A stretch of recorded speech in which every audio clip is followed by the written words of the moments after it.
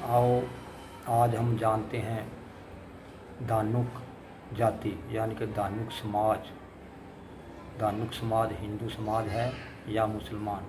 जैसा कि हम देख रहे हैं सोशल मीडिया पर बहुत लोग ये कहते हैं कि धानुक और जुला एक ही हैं, लेकिन हमारा कहना है कि धानुक एक हिंदू हैं और जो जुला है वह एक मुसलमान है, वो एक मुस्लिम है।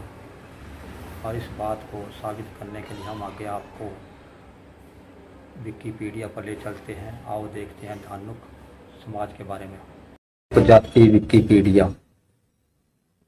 अब इसमें पता चलेगा कि धानुक जाति यानी कि धानुक जाति क्या है। धानुक अंग्रेजी धानुक एक जातीय समूह है जिसके सदस्य बांग्लादेश, भारत और नेपाल में पाए जाते हैं। भारत में धानुक मूलतः बिहार, झारखंड, त्रिपुरा, पश्चिमी बंगाल राज्यों में विभिन्न नामों जातियों से जाने जाते हैं। उन्हें पिछड़ी जाति का दर्जा प्रदान किया गया है।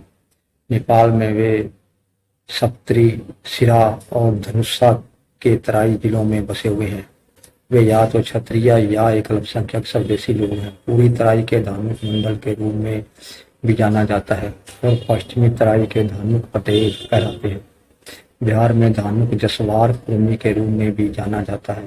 पूरे बिहार में इनके उपनाम महतो, मंडल इत्यादि है। तीनों देशों में धानुक हिंदू हैं। तीनों देशों में धानुक हिंदू हैं और इस तरह के मैथिली, भोजपुरी और अवधी के रूप में भी हिंदी के विभिन्न बोलियां बोलते हैं। हिंदी के विभिन्न बोलियां बोलते हैं। धानुक कुल जनसंख्या इतनी आपको सामने लिखी हुई है। भारत और नेपाल। धानुक बिहार, झारखंड, पश्चिमी बंगाल में भी पाया जाता है। हालांकि धानुक 3 देश में पाया जाता है, भारत, नेपाल, बांग्लादेश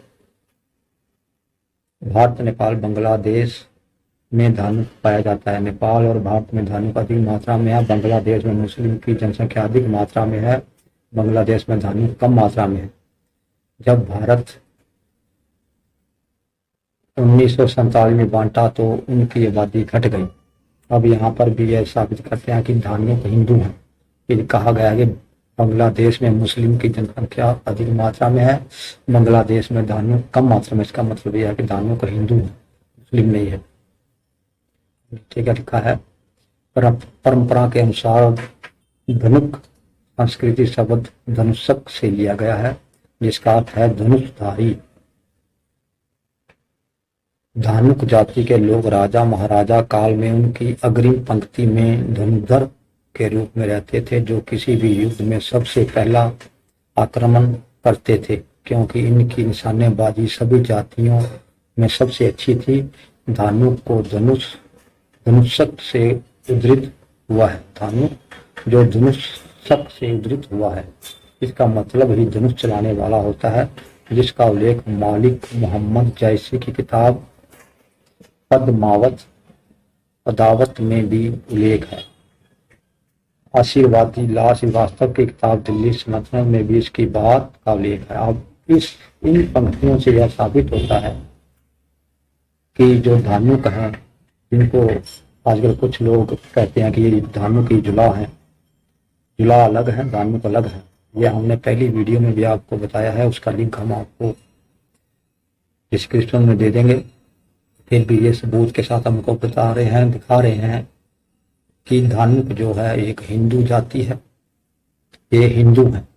और जो जुला है वह एक मुस्लिम है, जो धीरे धीरे कन्वर्ट होकर कईयों ने हिंदू धर्म स्वीकार कर लिया था, लेकिन जो जुला है वह मुस्लिम है।